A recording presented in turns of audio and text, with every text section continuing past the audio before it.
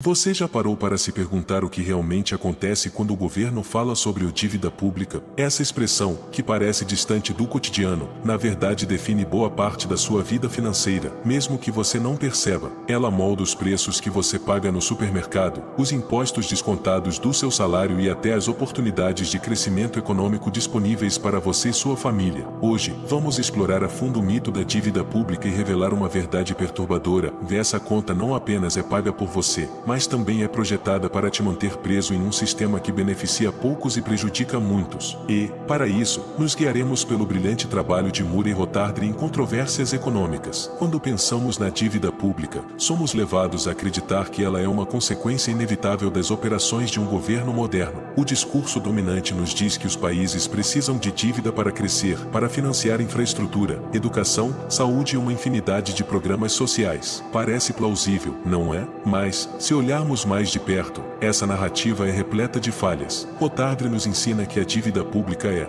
na verdade, um dos maiores instrumentos de exploração já criados. É um mecanismo cuidadosamente planejado para transferir riqueza das mãos da população para uma elite financeira e política. Para entender como isso funciona, vamos desconstruir o processo. Imagine que o governo decide gastar mais do que arrecada em impostos. Ele emite títulos da dívida pública, basicamente, promessas de pagamento no futuro, se os vende no mercado financeiro. Bancos, fundos de investimento e grandes corporações compram esses títulos porque oferecem juros garantidos. Isso parece um bom negócio para eles, mas, no fundo, representa uma armadilha para todos nós. Por quê? Porque os juros pagos sobre esses títulos vêm diretamente dos impostos recolhidos de você, de mim e de milhões de outros cidadãos. Vamos tornar isso mais tangível com uma história. Pense em João, um pequeno empreendedor que luta para manter seu negócio de pé em um mercado saturado e com alta carga tributária. Todo mês, João paga diversos impostos, ISS, ICMS, PIS, COFINS, além de impostos sobre sua folha de pagamento. Esses valores representam uma fatia enorme da sua renda. O que João talvez não saiba é que uma parte significativa desse dinheiro não está sendo usada para melhorar as estradas que ele utiliza,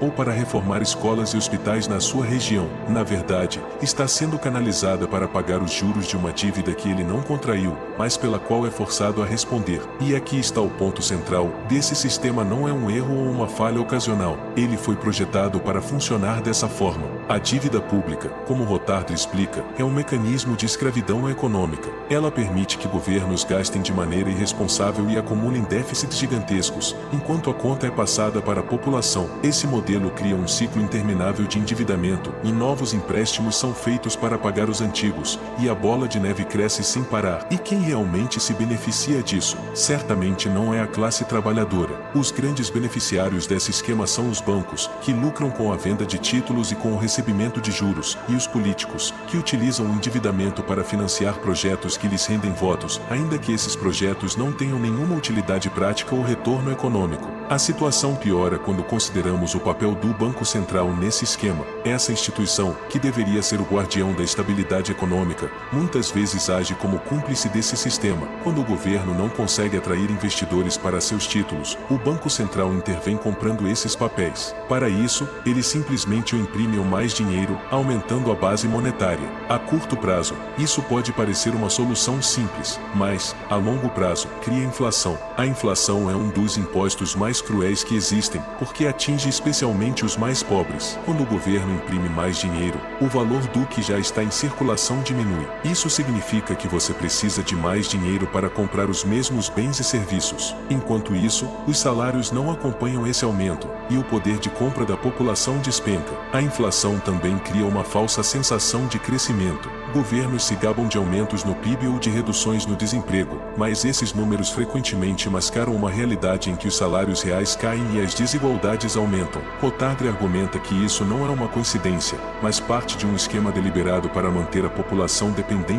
e é aqui que entramos na parte mais desconcertante. O sistema de dívida pública é sustentado pela aceitação passiva da população. Nós fomos condicionados a acreditar que a dívida é inevitável inevitável, que os governos estão fazendo o melhor que podem e que tudo isso é para o nosso bem. Mas a verdade é que a dívida pública é uma fraude institucionalizada. Se ainda não está claro como esse sistema te afeta diretamente, vamos aprofundar ainda mais no impacto cotidiano. Pense no custo de vida. Quando os impostos aumentam para pagar juros da dívida, o que sobra no seu bolso para investir em você mesmo, na sua família ou nos seus projetos? Quando a inflação corrói o valor do seu dinheiro, como você consegue planejar o futuro? Tudo isso cria um ambiente em que o cidadão médio é forçado a viver no limite, enquanto uma pequena elite continua a acumular riqueza de forma desproporcional. Rotardre nos alerta que não existe almoço grátis. Toda vez que o governo gasta mais do que arrecada, alguém tem que pagar a conta. E, no atual sistema, esse alguém ou é você. A exploração do sistema de dívida pública não termina aí. Precisamos analisar como ele afeta as gerações futuras e perpetua um ciclo de pobreza e dependência. Murray Rotardre aponta, em Controvérsias Econômicas, que a dívida pública é, essencialmente, uma transferência de riqueza intergeracional. Isso significa que não apenas nós, que vivemos no presente, somos obrigados a pagar essa conta absurda, mas também nossos filhos e netos. É como se eles já nascessem devendo uma fortuna, antes mesmo de darem o primeiro suspiro.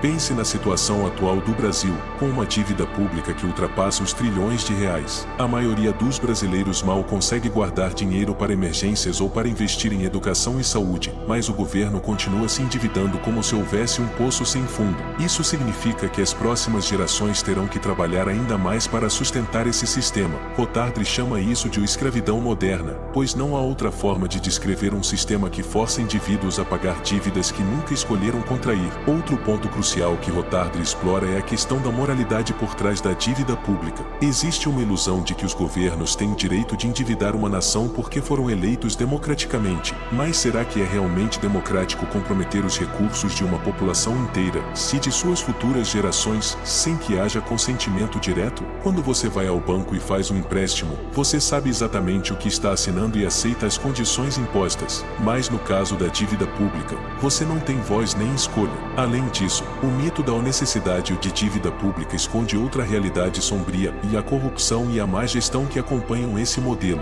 Grande parte do dinheiro levantado por meio de títulos da dívida pública não é investido em projetos úteis ou benéficos para a sociedade. Ele é desviado, desperdiçado ou mal gerido. Projetos superfaturados, obras inacabadas e políticas públicas ineficazes drenam recursos que poderiam ser utilizados para reduzir a carga tributária ou melhorar a qualidade de vida da população. Rotardre também destaca o papel que a doutrinação educacional e midiática desempenha na perpetuação desse sistema. Desde cedo, aprendemos que os governos precisam de dinheiro para funcionar e que a dívida pública é uma ferramenta legítima e necessária. Não nos ensinam que, na verdade, um governo eficiente e verdadeiramente comprometido com o bem-estar de sua população deveria viver dentro de suas possibilidades, assim como somos obrigados a fazer. Agora, vamos falar sobre a solução. Se o sistema é projetado para manter você preso, como podemos escapar? Rotardre sugere que a única maneira de quebrar esse ciclo é reduzir drasticamente o tamanho do governo e limitar seu poder de endividamento. Isso significa eliminar gastos desnecessários, privatizar setores ineficientes e descentralizar o poder, devolvendo-o às mãos dos cidadãos. Além disso, é fundamental educar a população sobre os verdadeiros impactos da dívida pública. A transparência é uma arma poderosa contra a exploração. Quando as pessoas entendem como estão sendo enganadas, elas começam a exigir mudanças. Imagine um cenário em que cada cidadão possa ver,